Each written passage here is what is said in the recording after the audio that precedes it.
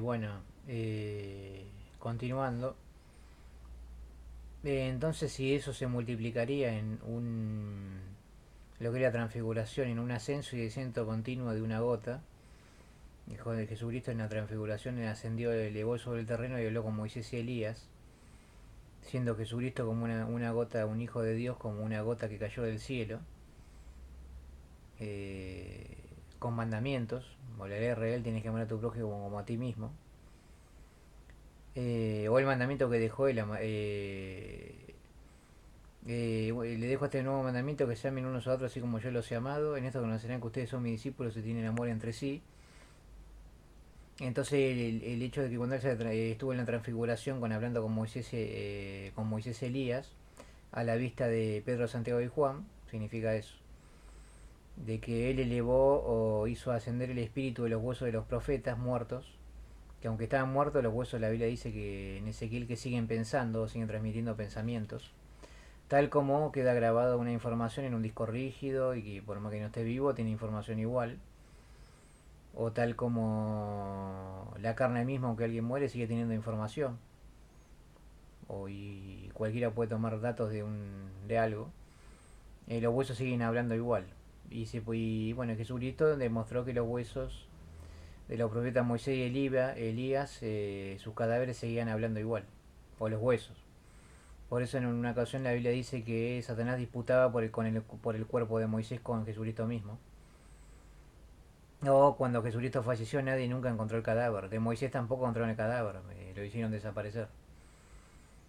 Y así sucesivamente. Así que entonces Jesucristo demostró de que se puede hacer como una gota de una lluvia, un ir y volver de la gota ascendiendo y descendiendo al cielo que sube en vapor, como que se derritió por el sol y asciende al vapor al cielo y vuelve a bajar una y otra vez. La Biblia dice que hay una profecía de eso, en que tal como la lluvia fuerte desciende y hace producir y brotar a la tierra, después vuelve al lugar, a la nube, y cada vez hay una renovación de información porque como que cada gota contiene una maldición, bendiciones y maldiciones. La Biblia dice que la lluvia es una bendición y que también tiene maldiciones también, porque por ejemplo un profeta, un sacerdote, disolvía en el agua en bendiciones o maldiciones.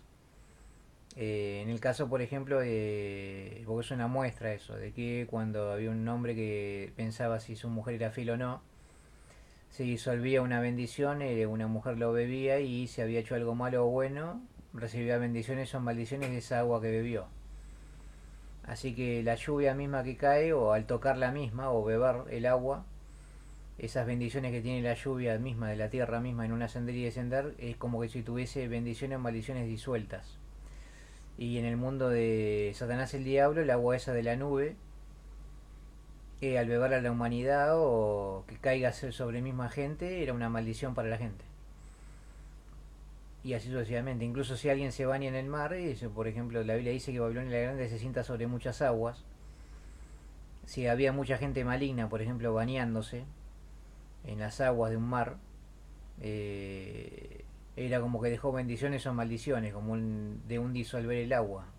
Porque la Biblia dice que el agua puede ser bendita o maldita, por el hecho, por ejemplo, de que cuando un hombre que tenía lepra se bañó en un mar limpio, se curó de la lepra. Era un mar bendito por Dios, en un momento que Dios quedó bendito. Porque Dios dijo, bañate 7 veces en el mar y serás sano.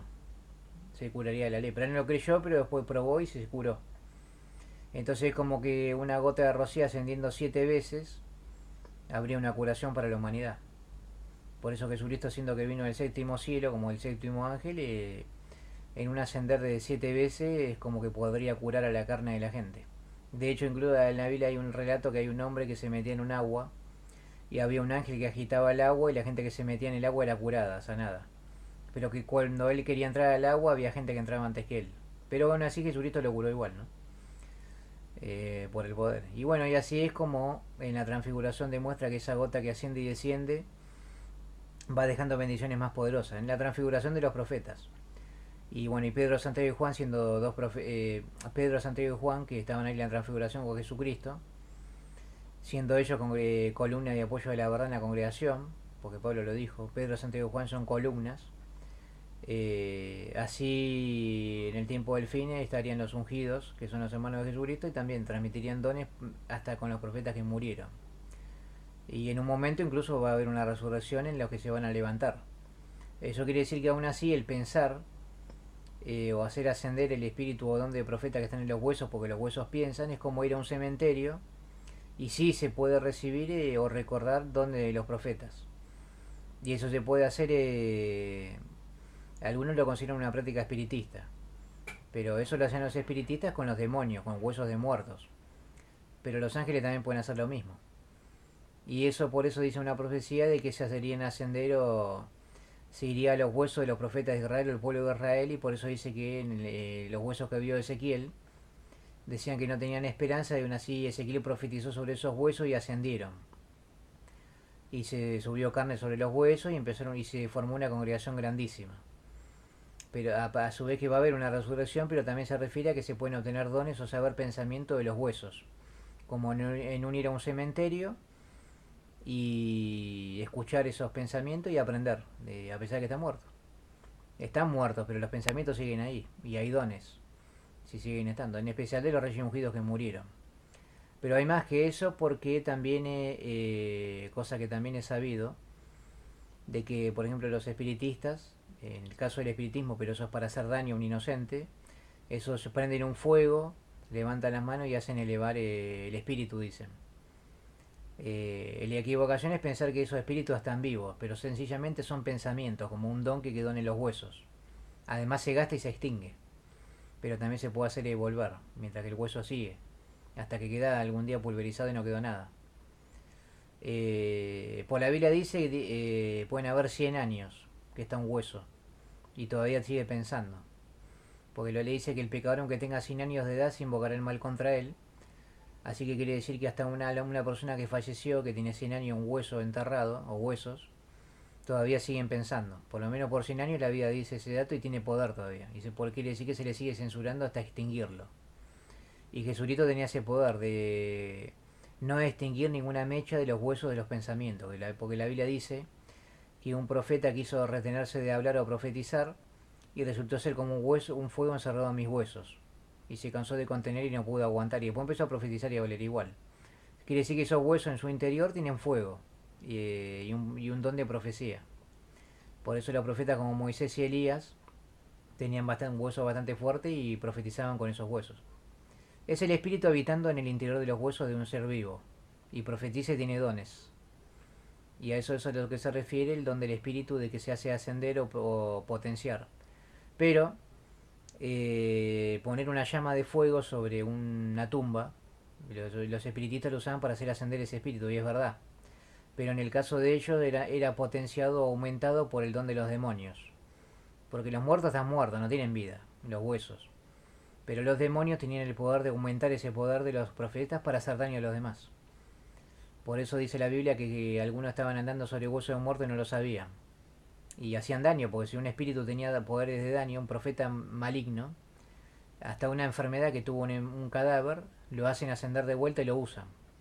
Y lo multiplican encima.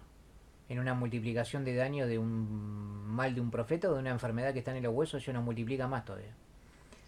Y lo hacen volver. Y los demonios hacían eso, por eso usaban a los espiritistas como seres humanos en un cementerio y hacían ascender al espíritu, y algunos no creían, decían que el cristiano, el espiritismo no existe, los muertos están muertos, o no. Pero sí, porque la enfermedad que tienen los huesos, o los dones, o los pensamientos que tienen son malignos, pensamientos de huesos malignos. Porque a Dios le molestó los pensamientos de los huesos que decían que no tenían esperanza, le dijo a Ezequiel, los huesos esos dicen que no tienen esperanza. Y entonces lo hizo profetizar a Ezequiel y dijo que sí tienen esperanza. Entonces quiere decir que los pensamientos tienen pensamientos molestos. Y si un espiritista va y los hace ascender, molestan. Pero si molestan a Jehová, ¿cuánto más un ser humano? Y entonces cuando asciende los pensamientos de los huesos, se mala la gente. Y de esa manera los espiritistas hacen ascender el espíritu de los huesos muertos enterrados, que pueden ser profetas malignos o gente enferma con enfermedades mortales, y los multiplican. Y después los llevan a la ciudad y enferman más a la gente. Y eso hace el espiritismo. Y esos huesos incluso pueden estar con una gran sabiduría escondidos en cualquier lugar. Porque a ellos les gusta siempre estar en los muertos, por eso los demonios siempre iban a los huesos de los muertos. Y entonces lo utilizan contra inocentes.